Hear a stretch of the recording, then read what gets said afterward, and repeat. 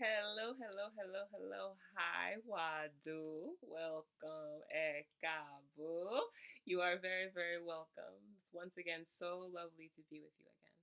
My name is Yvonne Onakeme Etaghene. I am a poet, writer, dancer, playwright, visual artist, cook, and I am the poet in residence at Five Cowries Initiative. And I'm so excited to be a part of the team, the family, and the crew.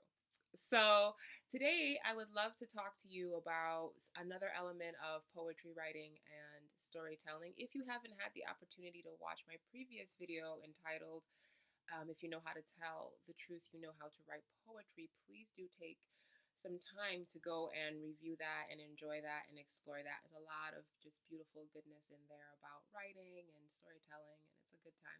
I enjoyed it, and I'm the one who created it, so I know that you will too. This time around, I would love to once again have an Oceans of Consciousness free writing exercise, which, if you've already watched my previous video, you're familiar with. So basically, what that means is we're going to have an opportunity to write, right? So, a free writing exercise or an Oceans of Consciousness exercise, as I like to call them, is basically a period of time where you write uninterrupted no matter what comes into your mind, no matter if there's nothing on your mind, you keep writing and writing and going and going. And the one of the things you learn from this exercise is that there's so much that you have to say, and there's so much that you're thinking about that you might not have realized you were thinking about without doing this exercise. So once again, please do make sure you have something to write with, whether it's paper, biro, pencil, whatever it is that you like to write with, or your computer, tablet, or phone, and find somewhere quiet and uninterrupted, and just take, I would say, 5 to 7 minutes to write. So write about.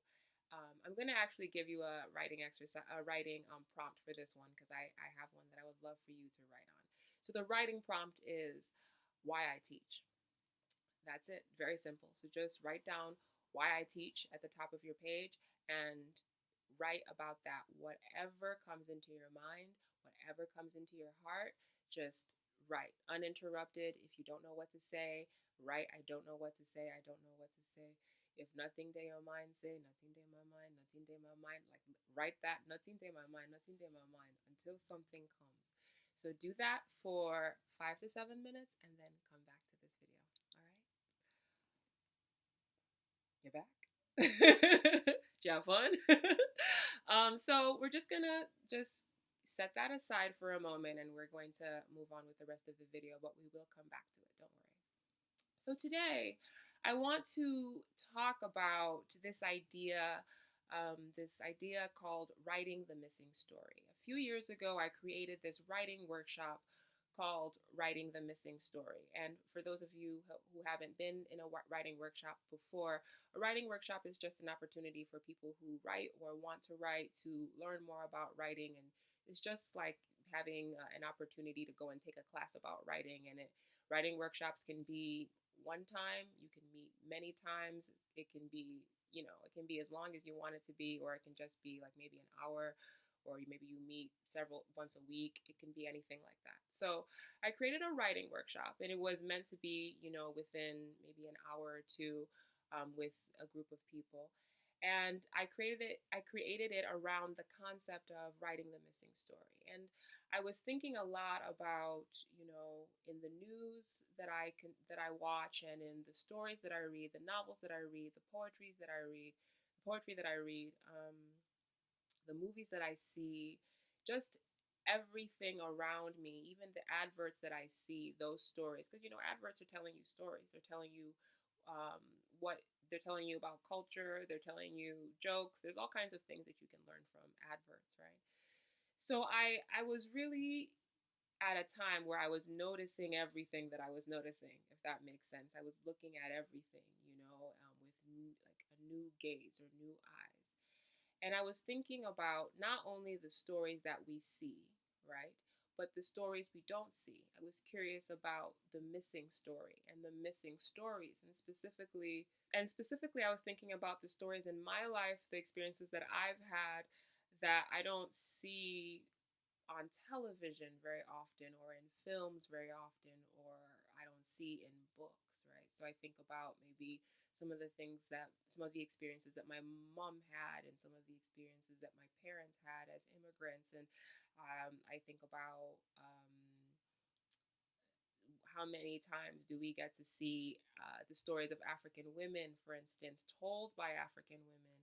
I was thinking a lot about the stories that were missing. And so I created this writing workshop around that idea of what if we all got together and sat down and talked about what stories we don't see in media, on television, in magazines, and actually we wrote them. If there's a story like of your family experience that you don't see, maybe you're from the North and you never see films about the North, or you don't see any kind of diversity about what it's like to live in the North, in the northern part of Nigeria. Or maybe, like, for instance, like me, you're from Delta, Nigeria, and you don't really see a lot of stories about Deltans. A lot of times when we hear about Delta, it's to talk about violence happened or something going on with oil, or if somebody mentions, Ken Saro-Wiwa and the struggles and the fights and the activism of the Ogoni people for their land, and for in terms of them fighting for the health and the safety of their people, right, against oil companies. So maybe you'll hear about like Delta then, but there's so many other stories. I mean, that's a part of the story, and there are other stories as well. And even that story, when we hear about oil, how deep do we really get into that story? How deep do we really get into the impact of oil and drilling and the environmental impact? How deep do we get into that when we're talking about, the Delta?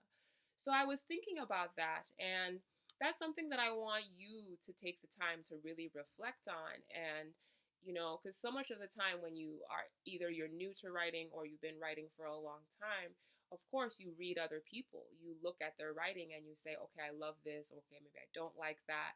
And you learn from other people. You learn from their style. Maybe you do like their style. Maybe you don't like their style. Maybe you find their style funny. Maybe you don't. And sometimes when we want to learn, we emulate for a little bit. And so, what I want to encourage you to do is, as you're learning about writing and even learning about your own style, whether you're new to writing or you've been writing for some time, to really think about this idea of writing the missing story. What stories are there around you that are missing, right? Because that are missing from media, that are missing from Nollywood films, that are missing from music, that are missing from whatever you see around you. I want you to think about that. And so think about what stories are missing. Think about what voices are missing. And then think about what you're passionate about. And if you can find where those two intersect, that's something that I really want you to consider writing about and to lending your voice to. You know what I mean? Especially in the context of teaching, right? In the context of, as we were talking about before, why do you teach? Like, what is there possibly that's missing in teaching that you wanted to make present with your presence, right? So I want you to really just be thinking about this idea from the oceans of consciousness, why you write, into this idea of the missing story, and to really be thinking, what stories are missing? Maybe as a teacher, you feel like there are certain issues that teachers talk about that maybe they need to talk about other issues as well. Are there issues that maybe you see your students going through that you don't hear or you don't see addressed? Like, that's like something that's missing in terms of what students need. Are you seeing, for instance, maybe some needs that your students have that aren't being met by the school system or by the education that they're currently getting? Are there some needs that they have that sometimes students have unique needs, right? So maybe they're not getting their needs met because there aren't as many people who have that particular need as opposed to a different need. So I want you to really think about those ideas, right? Because there's power in that. Sometimes you look at other people's writing and you might want to write like them, but I want to encourage you to honor your own voice. And honoring your own voice is more than your own swag and your own like turn of phrase, whatever sayings you use, your rhythm, your tone, your word choice. It's more than that. It's also what you choose to write about.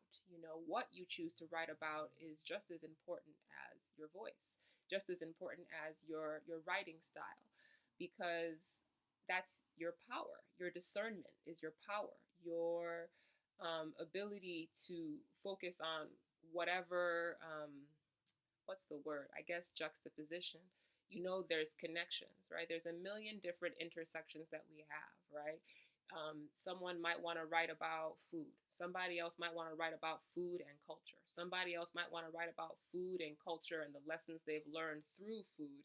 You know what I mean? Somebody else might want to also write about, they might want to write about how Nigerian food has changed over time, like and how that might reflect what was going on politically, or what was going on with the crops or the vegetation. Like your particular, what you see, how you see it, and all the connections you make, all the intersections that you see with different ideas, that's also important. So when I say writing the missing story, I want you to really think not just what everybody is talking about. Because if you want to be like somebody else, you're always going to fail. Because there's only one them. You're never going to be them. You're already going to fail. What you absolutely can excel at is being yourself, and being yourself, like being yourself in the most beautiful, most pure way possible. And that also goes into what you're interested in, what you think about, what you noticed. So when you're thinking about these things, don't be afraid to be really specific. Sometimes people want to write something that everybody will understand. Especially in a country like Nigeria, we have over 300 ethnicities, ethnic groups, tribes, languages. You might think, okay, let me speak in English, right? Let me write in English because that's what most people will understand. Well, not everybody speaks English.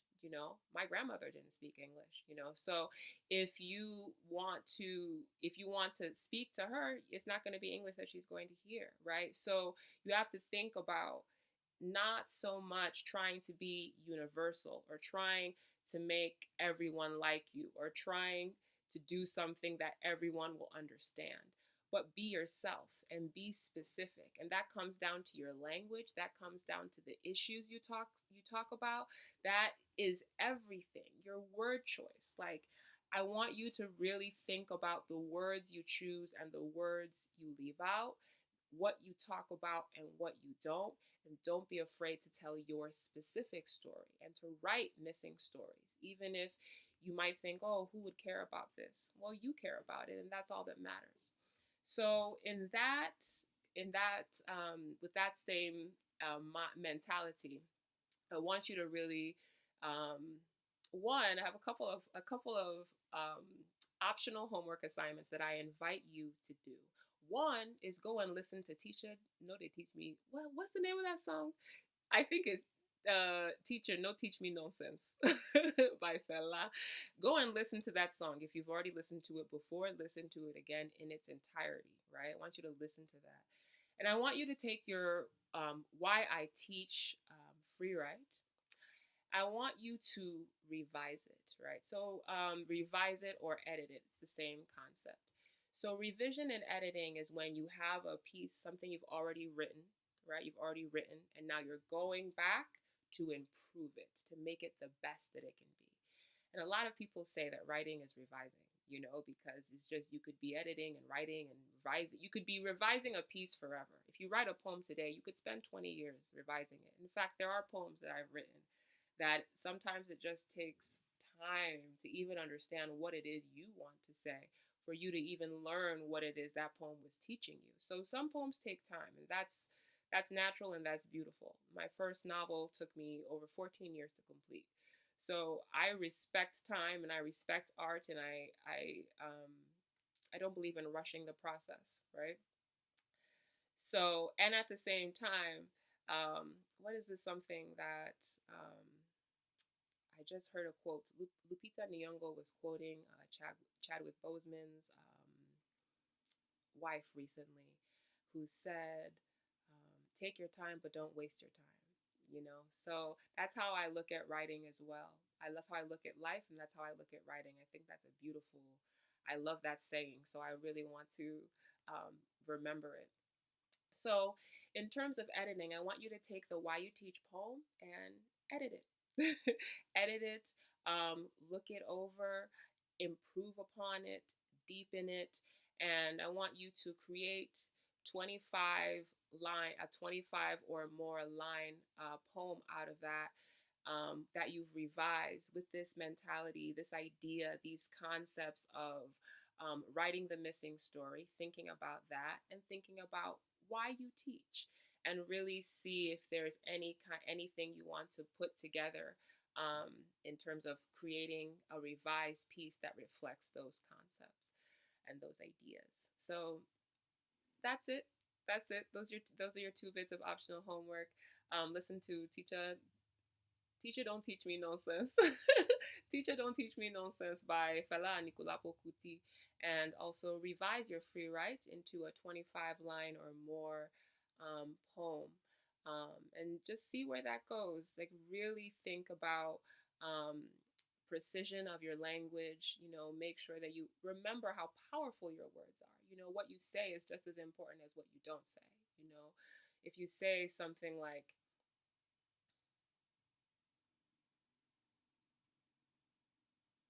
okay, let me give you an example. If you say something like, how could you? I waited for hours. Where were you? You broke my heart. Like, you could say that, right? You could also just say, how could you? You could also just say, you broke my heart. Or you could say the whole thing. You have a different impact depending on what words you choose. So I want you to really think about,